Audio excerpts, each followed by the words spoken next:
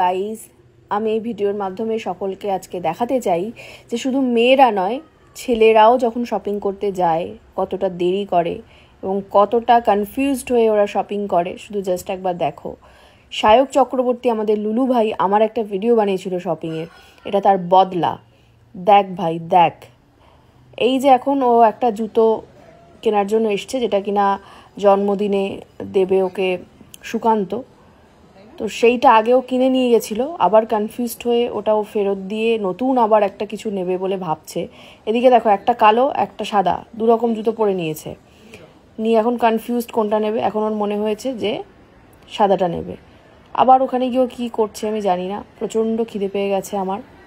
আমি তো এখানে বসে বসে বোর হচ্ছি, কখন শেষ হবে ওর জুতো এক্সচেঞ্জ করার ভগবান জানে।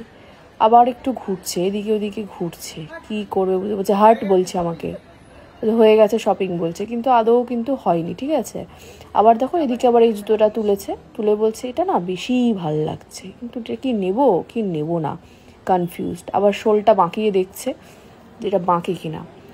আবার কি মনে হলো, আবার ফোন করে কাউকে জিজ্ঞাসা করছে কোন জুতোটা নেওয়া যায়। আবার আমি ভিডিও করছি দেখে আবার ও বিরক্ত হয়ে এরকম করছে, আমিও বোর হচ্ছি। আবার এই দেখো ওই যে চলে যাচ্ছে, দেখতে পাচ্ছ দূরে। তার কারণটা হচ্ছে এখানে বিলিং করার সময় যে ওটিপিটা আসবে যে ফোনে, সেটাও গাড়িতে ফেলে এসছে। আবার গাড়িতে গেল ওর ফোনটা নিতে, ফোনটা নিয়ে চলে এলো, বলছে হয়ে গেছে। ও বলছে হয়ে গেছে, এই হয়ে গেছেটা আমি দীর্ঘ প্রায় অনেক ঘন্টা ধরে শুনছি। আবার এই ব্যাগটা ওর পছন্দ হয়েছে, ব্যাগটা জিজ্ঞাসা করছে কত টাকা।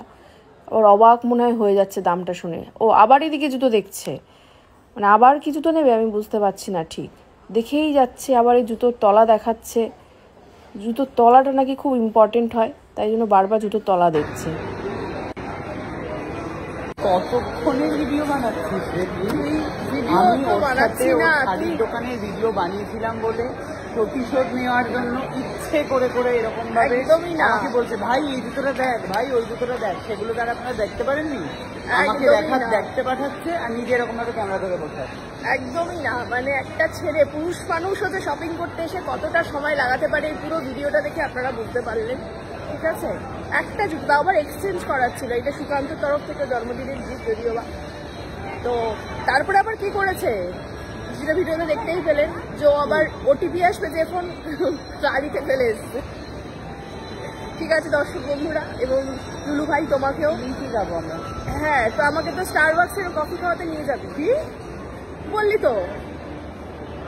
থ্যাংক ইউ দর্শক বন্ধুরা, আমাকে এখন লুলু পাইলট আমাকে নিয়ে যাচ্ছে স্টারবাক্সের কফি খাওয়াতে। টাটা।